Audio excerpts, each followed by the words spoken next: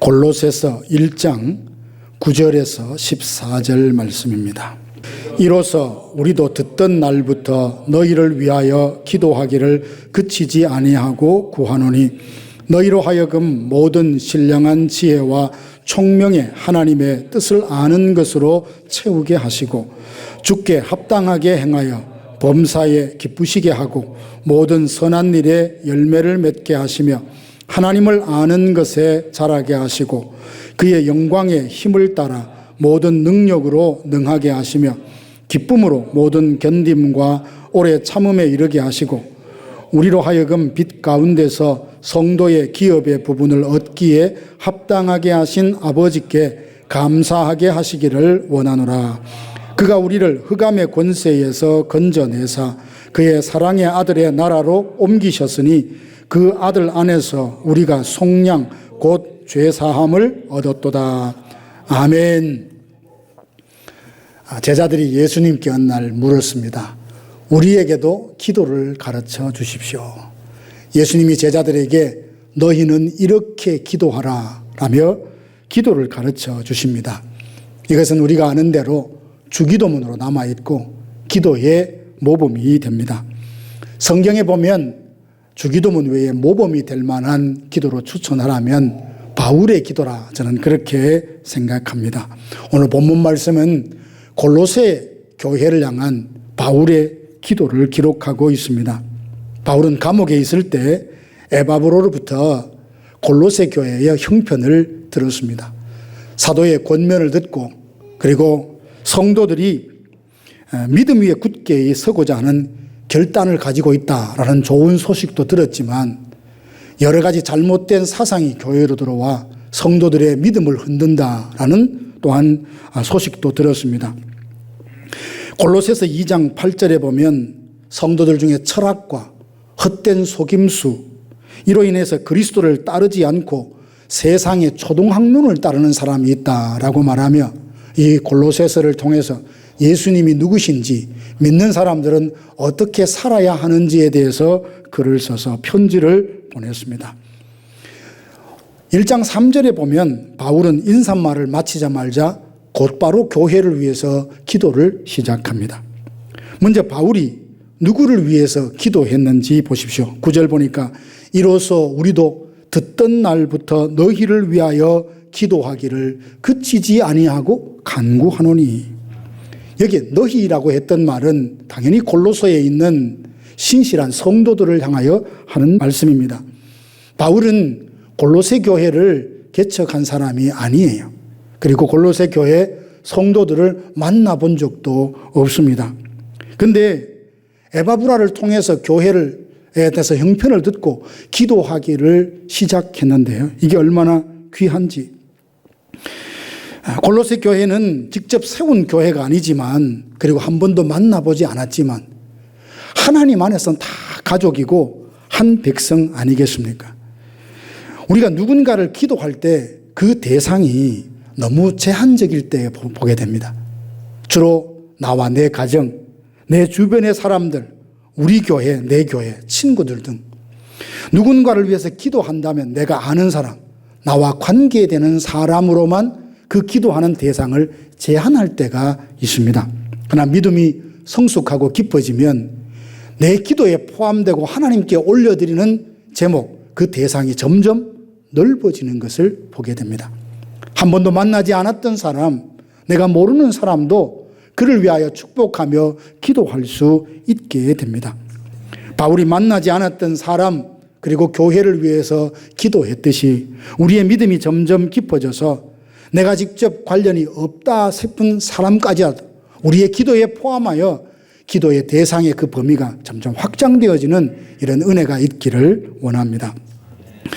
실제로 기도를 필요로 하는 대상은 참 넓고 많습니다. 나와 내 가정을 위해 기도할 뿐만 아니라 함께 신앙생활하는 교회를 위해서 또 성도들을 위해서도 기도해야 하죠. 그리고 교회 성도들 보면 오늘 목사님도 함께 우리가 기도했지만 환자들이 있습니다. 질병으로 씨름하고 고통하는 그 본인, 가족들은 얼마나 힘든지 모릅니다. 우리가 기도할 때 하나님께서 그 가정 위에 은혜와 능력을 베푸셔서 그 질병 가운데 이길 수 있는 힘, 치료하는 역사를 베풀어 주시도록 우리 또한 그들을 위하여 내 일처럼 마음에 품고 기도해야 합니다.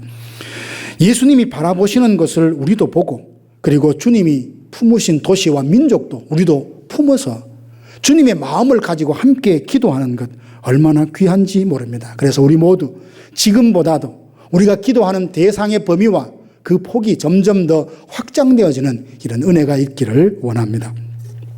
바울의 기도를 통해서 도전을 받는 것이 또 있습니다. 너희를 위하여 기도하기를 그치지 않는다라고 말합니다. 기도한다, 구한다 이런 말들은 다 현재형으로서 바울이 처음에 교회에 대해서 형편을 듣고 기도를 시작하고 조금 기도하다가 그만 기도를 중단한 게 아니에요. 시작부터 지금까지 끝까지 기도를 그치지 않고 계속 기도하고 있다라는 것을 성경이 보여줍니다. 우리는 어떻습니까? 다급한 일이 있을 때 중요한 일에 선택을 앞두고 하나님 앞에 기도하죠. 너무나 중요한 일이고 하나님 도와주세요, 해결해 주세요라고 기도하지만 그 문제가 다 해결이 되고 좀 상황이 잔잔해지고 평온해지면 여전히 처음에 그 마음, 처음에 그 열심 가지고 계속 기도할 수 있던가요? 사실 그게 참 어렵습니다. 그런데 바울은 처음부터 한결까지 기도하기를 그치지 않았다라고 했습니다. 사무엘이 뭐라고 말합니까? 내가 너희들을 위해서 기도하기를 쉬는 죄를 결단코 범하지 아니하고. 우리는 급한 일 없으면, 어려운 일 없으면 기도 좀 쉬어도 되지라고 생각할지 모르지만 사무엘은 뭐라고 생각했냐면 하나님께 기도하기를 그치는 것은 죄로 여겼다는 말이에요. 기도하기를 중단하는 죄를 결단코 범치 않겠다라며 계속 기도했습니다. 그래서 사무엘처럼 바울처럼 하나님 앞에 예수 그리스도의 이름으로 기도하는 일들을 그치지 말고, 우리 성경에도 쉬지 말고 기도하라 하지 않았습니까? 끝까지 기도할 수 있는 기도의 용사들이 되시기를 주님의 이름으로 축원합니다. 바울의 기도는 우리가 무엇을 기도해야 되는지도 잘 보여주고 있습니다. 바울이 골로새 교회를 위해서 기도한 내용이 뭔지 보세요. 9절에 보면 이로써 우리도 듣던 날부터 너희를 위하여 기도하기를 그치지 아니하고 구하노니 너희로 하여금 모든 신령한 지혜와 총명에 하나님의 뜻을 아는 것으로 채우게 하시고. 바울과 디모데는 교회에 대해서 듣던 날부터 그치지 않고 계속 기도하는데 뭐라고 기도하냐면 하나님의 뜻을 아는 것으로 채우게 해달라고 그렇게 기도합니다. 하나님의 뜻은 사실 너무 중요합니다. 그런데 하나님의 뜻을 너무 자의적으로 해석해서 오용하고 남용하는 경우도 종종 보게 됩니다. 예를 들자면 어떤 분들이 집을 사려고 합니다. 그때 어디에 있는 집, 그리고 방이 몇 칸짜리를 얻을지 하나님의 뜻을 묻겠다라고 하더니 저는 농담인 줄 알았는데 하나님이 삼위일체 하나님이니 나는 3베드룸을 찾는 것이 하나님의 뜻이다. 또 그렇게 이야기를 해요. 하나님의 뜻을 찾는 건 참 좋아요. 그런데 그 뜻을 내 생각과 그런 부분에서 오용하고 남용하는 것은 올바르지 않죠. 제가 청년들을 지도할 때 한 자매가 와서 참 곤란합니다 하며 상담을 해온 일이 있어요. 그게 뭐냐 하면 자기는 아무리 생각해도 배우자감으로 생각하지 않는데 그 형제가 자기에게 한 말이 자꾸 마음에 걸리더래요. 뭐냐 하면 그 형제는 한 자매가 마음에 들었어요. 그래서 프로포즈를 하려고 하니까 아무래도 그 자매가 청혼을 안 받아줄 것 같아요. 그래서 생각한 게 뭐냐 하면 당신은 하나님께서 내게 배우자로 주신 짝입니다. 당신과 결혼하는 것이 하나님의 뜻입니다. 이렇게 이야기하더래요. 그래서 이 자매는 순전한 마음에 신앙생활 잘 하는데 그 형제가 개인적으로는 마음에 안 드는데 하나님의 뜻이라고 하니까 목사님 결혼해야 돼요? 말아야 돼요? 그러더라고요. 제가 뭐라고 대답할게요? 너 좋은 대로 해라고 했어요. 우리는 하나님의 뜻이라는 것을 내 좋은 식으로 인용해서 하나님의 뜻과는 상관없이 그렇게 오용하고 남용할 때도 있더라, 그런 말입니다. 직업을 구할 때나 집을 사거나 결혼을 할 때 하나님의 뜻이 무엇인가 그것을 찾고 그 뜻대로 살고자 하는 마음은 굉장히 귀한 마음이에요. 그런데 아무데나 하나님의 말씀을 인용해서 제 좋은 대로 그렇게 하나님의 뜻을 꿰어 맞춰서 강조하는 것은 결코 옳은 일이 아닙니다. 사도 바울이 지금 하나님의 뜻을 아는 지식으로 채워달라고 하는 기도는 마치 미래에 무당이 점치는 것처럼 쪽집게처럼 이게 하나님 뜻이다, 어느 학교 가는 것이 하나님 뜻이고 누구와 결혼하는, 그걸 말하는 것이 아니에요. 바울이 하나님의 뜻을 아는 것으로 채워달라 기도한 것은 하나님의 뜻이라고 말씀하신 그대로 순종하며 살아가게 해달라는 기도입니다. 성경에 보면 이것이 하나님의 뜻이다라고 명확하게 기록한 부분들이 참 많이 있어요. 데살로니가전서 4장 3절에 보면 우리의 거룩함이 하나님의 뜻이라 했습니다. 데살로니가전서 5장 16절에서 18절 말씀 여러분 잘 아시죠? 항상 기뻐하라, 쉬지 말고 기도하라, 범사에 감사하라, 이것은 예수 그리스도 안에서 너희를 향한 하나님의 뜻이라 정확히 말하고 있어요. 죄악에서 돌이키는 것, 서로 사랑하는 것, 기도하는 것, 거룩한 것, 땅끝까지 이르러 복음의 증인이 되는 것, 이게 하나님의 분명한 뜻이에요. 그럼에도 불구하고 우리는 너무나도 정확한 하나님의 뜻은 별 관심이 없고 내가 원하는 것, 내가 찾고 싶은 것, 내가 취하고 싶은 것을 하나님의 뜻이라는 프레임을 만들어서 그것을 취하려고 하는 때가 혹 없는가 모르겠습니다. 우리가 하나님을 믿는다면 하나님의 선하시고 온전하시고 기뻐하신 뜻이 무엇인지 분별해야 하죠. 그런데 신령한 지혜와 총명을 가질 때 하나님의 뜻이 무엇인지 구별하게 되고 하나님이 어떤 분인지 알 수 있습니다. 사랑하는 성도 여러분, 때가 악하니 세월을 아끼라라고 성경이 말합니다.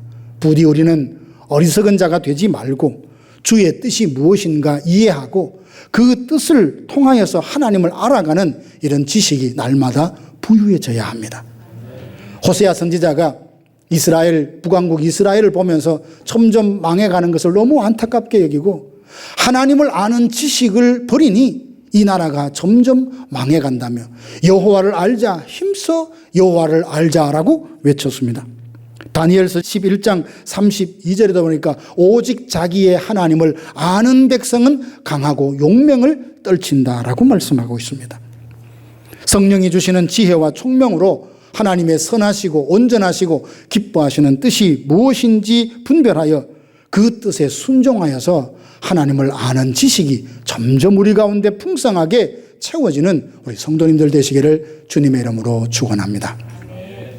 바울이 하나님의 뜻을 아는 것으로 채워달라 기도하며 기대했던 목표가 무엇일까요? 그것은 하나님의 뜻을 아는 것으로 채워져서 하나님을 기쁘시게 하기 원했습니다. 하나님의 뜻을 아는 것으로 채워갈 때 우리는 주님의 기쁨이 됩니다. 소요리 문답 제1문에 뭐라고 말합니까?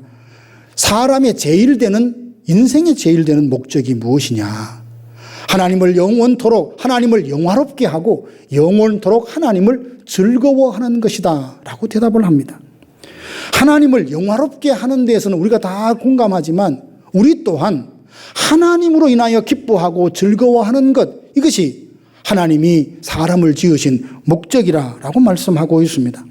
만약에 우리가 하나님을 아는 지식이 없다면 하나님을 기쁘시게 해 드릴 수가 없습니다. 사도 바울은 다메섹 도상에서 부활하신 예수님을 만난 후에 그 누구보다도 주님을 기쁘시게 해드리려고 무진 애를 쓴 사람입니다. 그리고 성도들에게 주를 기쁘시게 할 것이 무엇인가 시험하여 보라, 이런 말도 했어요. 어떻게 할 때 하나님이 기뻐하시는지 성경에 명확히 나와 있는 부분이 있어요.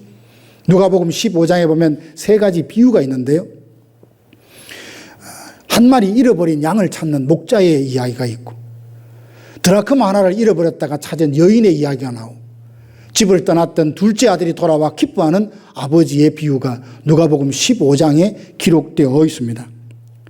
이 세 가지 비유는 모두 다 잃었다가 되찾는 기쁨에 대해서 기록하고 있어요. 한결같이 비유의 끝에는 목자와 여인과 아버지가 기뻐하며 잔치를 벌이는 모습이 나옵니다. 누가는 이 세 가지 비유를 통해서 하나님이 정녕 무엇을 기뻐하시는지를 우리에게 정확하게 말해줍니다. 하나님은 이런 영혼이 주님께로 돌아와 구원받을 때 의인 99으로 인하여 얻는 기쁨보다 죄인 하나가 주님께로 돌아오는 데 느끼는 그 기쁨이 더 크다. 예수님이 그렇게 말씀하셨죠. 하나님이 어떤 분인지 알고 그 선한 뜻이 무엇인지 아는 사람이라면 하나님을 기쁘시게 하기 위해서 부단히 힘쓰지 않겠습니까? 하나님의 뜻이 무엇인지 모른다면 그저 자기 좋을 대로 살아갈 수밖에 없고 결국 주님께 기쁨이 되기보다는 주님께 근심을 안겨드리는 사람이 될 것입니다. 성령이 주시는 지혜와 총명으로 하나님을 아는 지식으로 가득 채워져 우리 모두가 범사에 주님을 기쁘시게 하는 모든 성도들 되시기를 주님의 이름으로 축원합니다. 그리고 하나님의 뜻을 아는 지식으로 채워지면 모든 선한 일에 열매를 맺고 영적으로 자라게 됩니다. 하나님의 은혜로 말미암아 우리는 다 구원을 받았습니다. 믿음 또한 하나님의 선물이라 했으니 우리가 구원받는 데는 우리의 공로가 단 1도 포함되지 않았습니다. 우리가 구원받는 데는 전적으로 하나님의 은혜요 선물입니다. 그러나 성도는 구원받은 후에 아무런 변화도 성장도 없이 멈추어 있을 수는 없어요. 성도는 끊임없이 성장하는 생명체지 항상 일정한 상태를 유지하는 로봇이나 기계가 아니에요. 어제와 오늘 시간이 지나고 주님을 알아갔던 세월이 지나면 지날수록 예수님을 조금씩 더 닮아가야 되고 하나님을 알아가는 그 지식이 더 부유해야 되는 것은 지극히 당연한 것입니다. 하나님은 우리를 은혜로 구원하신 후에 믿음에서 계속 자라기를 원하십니다. 히브리서 5장 12절 보면 때가 오래되었으므로 너희가 마땅히 선생이 되었을 터인데 너희가 다시 하나님의 말씀의 초보에 대하여 누구에게서 가르침을 받아야 할 처지이니 단단한 음식은 못 먹고 젖이나 먹어야 할 처지가 되었다며 안타까워합니다. 땅이 그 위에 내리는 비를 흡수해서 주인이 쓰시기에 좋은 합당한 채소를 내면 그 땅은 복을 받은 것이지만 비라는 은혜를 받고도 가시와 엉겅퀴를 낸다면 결국 버림을 당하고 불사람을 당할 것이라 했습니다. 모든 생명이 자라려고 하면 성장에 필요한 영양분이 공급되어야 되지 않습니까? 우리의 몸이 자라려고 하면 음식을 먹어서 필요한 영양분을 섭취해야 되듯이 우리의 영혼이 믿음이 자라려고 하면 하나님의 말씀, 하나님을 아는 지식에서 자라가야 그 영혼이 자라게 되고 열매를 맺을 수 있습니다. 혹 믿음과 영혼의 상태가 자라지 않고 항상 그대로 유지하는 것, 이 일에 만족하고 사시는 분은 한 사람도 없어야 되겠습니다. 주님이 원하시는 것은 우리의 영혼의 현상 유지가 아닙니다. 하나님을 아는 것과 믿는 것에 하나가 되어서 예수 그리스도의 장성한 분량에 이르기까지 끊임없이 계속하여 자라기를 원하십니다. 사랑하는 성도 여러분, 하나님의 뜻을 알고 순종하게 되면 하나님을 아는 지식에서 더 나아가서 깊어지고, 그래서 깊어진 지식은 우리에게 순종할 동기와 힘을 주어서 순종의 영역이 점점점 넓어집니다. 깊어집니다. 이 일이 반복되면서 하나님을 아는 지식은 점점 더 늘어가고 믿음이 자라고 끝내는 풍성한 열매를 맺어 하나님이 가장 기뻐하시는 인생이 될 줄로 믿습니다. 그리고 하나님의 뜻을 아는 지식으로 인해서요, 모든 상황을 견디고 오래 참을 수 있게 됩니다. 11절 보면 그의 영광의 힘을 따라 모든 능력으로 능하게 하시며 기쁨으로 모든 견딤과 오래 참음에 이르게 하신다라고 했습니다. 여러분, 살면서 견디고 오래 참아야 할 때가 어디 한두 번이던가요? 참지 못하고 견디지 못해서 관계가 깨어지고 건강을 잃고 주를 향한 열심과 사랑이 식어져 버린 이런 분들도 없지 않아 있을 것입니다. 한 번 참는 것은 100일 근심을 모면한다는 책은담의 어떤 이야기도 있는데요. 이를 알면서도 우리가 분노도 잘 못 참고 그리고 충동도 잘 이겨내지 못하고 또 어떤 경우에는 유혹을 참지 못하고 넘어지고 죄를 지을 때가 혹 있지 않습니까? 견디고 싶은데 견디지 못하고 참고 싶은데 참아지지 않아서 화를 내고 분노하고 또 도리어 어려움을 당할 때가 많이 있지 않습니까? 맡겨주신 직분을 감당하는데도 견디고 오래 참아야 합니다. 처음에 직분을 받을 때는 굉장히 그리스도라는 첫사랑과 감격이 있지만 이 감격이 오래가지 않아 참 이것이 십자가라는 것을 금세 느끼지 않습니까? 그래서 우리 모두에게는 힘이 필요합니다. 죄가 유혹할 때 진리를 붙들고 믿음을 끝까지 지켜낼 수 있는 힘이 필요해요. 하나님께서 보여주신 비전을 따라 살아가려면 힘이 필요합니다. 슬픔과 우울함을 찾아올 때, 분노할 때 나로 하여금 잘못된 감정에 휩쓸리지 않도록 지킬 수 있는 힘이 필요합니다. 어디서 이 힘을 얻을 수 있을까요? 그 영광의 힘을 따라 모든 능력으로 능하게 하실 것이라고 했으니 우리로 하여금 굳세게 붙들 수 있는 힘은 하나님께로부터 옵니다. 하나님이 힘을 주시면 그 힘으로 모든 상황에 믿음으로 견디며 오래 참을 수 있습니다. 내 힘과 의지와 오기로 참아내는 것 아닙니다. 하나님이 내게 힘을 주시면 참아지고 하나님께서 내게 힘을 주시면 견딜 수 있는 이런 경험들을 하실 것입니다. 사랑하는 성도 여러분, 바울이 왜 그토록 하나님을 아는 지식으로 채워달라고 기도했을까요? 하나님의 뜻을 아는 지식으로 채워질 때 우리가 주님께 기쁨이 될 수 있을 뿐만 아니라 선한 일이 열매를 맺고 자라갈 수 있기 때문입니다. 모든 상황에서 기쁨으로 견디고 참을 수 있는 인내가 바로 하나님을 아는 지식, 하나님을 알아감으로 생긴다는 사실입니다. 성령께서 신령한 지혜와 총명을 주셔서 하나님의 뜻을 아는 지혜로 그리고 지식으로 채워주셔서 우리 모두 주님을 기쁘시게 해드리고 그리고 선한 열매를 맺고 오래 참고 견뎌 마침내 최후 승리를 이뤄내는 우리 모두가 되기를 주님의 이름으로 축원합니다. 13절 14절에 보면 그가 우리를 흑암의 권세에서 건져내사 그의 사랑의 아들의 나라로 옮기셨으니 그 아들 안에서 우리가 속량 곧 죄사함을 얻었다라고 말씀합니다. 이제까지의 말씀을 들어보면 어찌 이런 일이 내게 가능하단 말인가? 내가 어떻게 하나님을 알아가며 내가 어떻게 선한 열매를 맺고 자라갈 수 있는가? 내가 어떻게 오래 참고 견딜 수 있는가? 나는 안 돼라고 생각하시는 분이 있다면 우리가 어떤 사람인지 다시 한번 확인할 필요가 있어요. 우리는 예전에는 흑암의 권세에 묶여서 죄와 종로로 타던 사망의 종로로 타던 그런 사람들이었습니다. 성령께서 우리를 그 흑암의 권세에서 이끌어내서 예수 그리스도의 몸에 접붙여 주시고 하늘나라의 영원한 기업을 상속할 수 있는 하나님의 자녀 삼아 주셨습니다. 생명의 성령의 법이 죄와 사망의 법으로부터 우리를 해방해 주셨습니다. 그러므로 내 힘과 내 지혜가 아니라 내 안에 계시는 하나님이 나로 하여금 이 모든 일을 이루게 하신다는 사실입니다. 기도해야 된다는 걸 알면서도 실제로 보면 기도하지 못할 때가 많이 있죠. 왜 그런가 몇 가지를 한번 살펴봤는데요. 대부분 보면 나 요즘 너무 바빠서 기도 못합니다. 이런 분들이 참 많아요.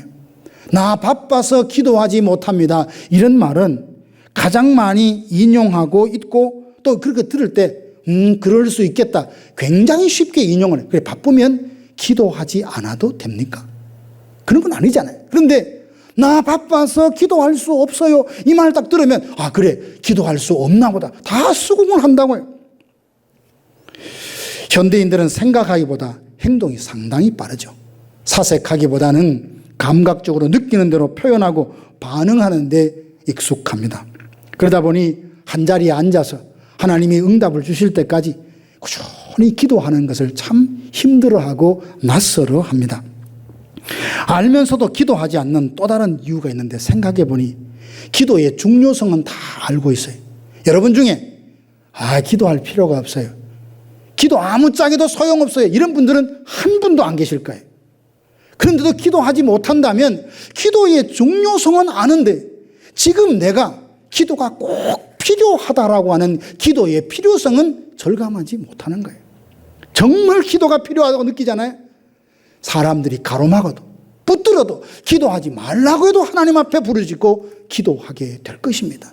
그러고 보면 우리는 바쁘다는 것도 사실 기도할 마음이 있지만 기도하지 못한다는 것도 죄송합니다. 다 하나님 앞에는 변명일 수 있다는 것. 지금 기도하지 않고 있다면 그 이유가 무엇일까요?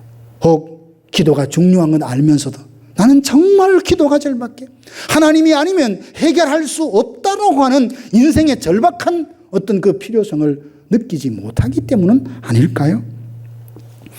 우리들 중에는 어떻게 하든지 기회를 만들어서 기도하려는 분들이 있는가 하면 시간이 없는 것도 바쁜 것도 아닙니다. 그런데도 기도하기가 싫은 겁니다. 영혼의 실증 때문에, 그리고 꼭 교회 가서 아니 시간 맞춰서 기도할 필요가 뭐에 있나라고 하는 생각을 갖는 영혼의 방심, 아니란 태도를 갖는다면 결코 기도 생활의 회복은 더디고 말 것입니다. 결국 그는 이름뿐인 신앙으로 살아가는 것에 만족하게 될 것입니다. 우리 육신은요, 결코 신앙과 경건의 아군이 아니에요. 육신은 자꾸만 편한 것, 쉬운 것을 추구하게 마련입니다. 가만히 내버려 두면요, 결코 저절로 기도하지 않습니다. 저 자신도 부끄러운 고백인데, 예전 코로나 때 집에서 이제 그 예배를 실시간으로 동영상으로 이렇게 편집해서 유튜브로 그렇게 방송을 했더랬거든요. 처음에는 넥타이 다 메고 옷 다 이렇게 정지하고 책상에 앉아서 그렇게 예배를 드렸어요. 시간이 지나니까 어떻게 됐겠습니까?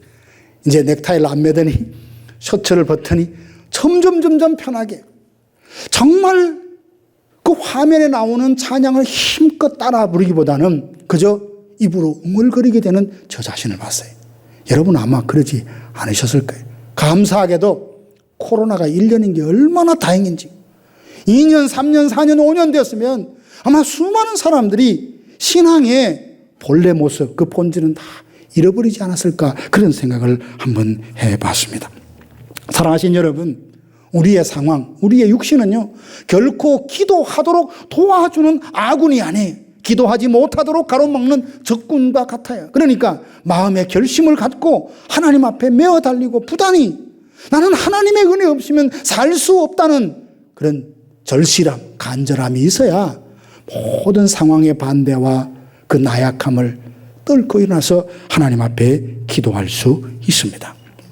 혹 어떤 분들은 기도하고 싶은 마음이 있지만 상황과 여건이 부득이한 어떤 상황 때문에 기도할 수 없는 분들도 분명히 계십니다.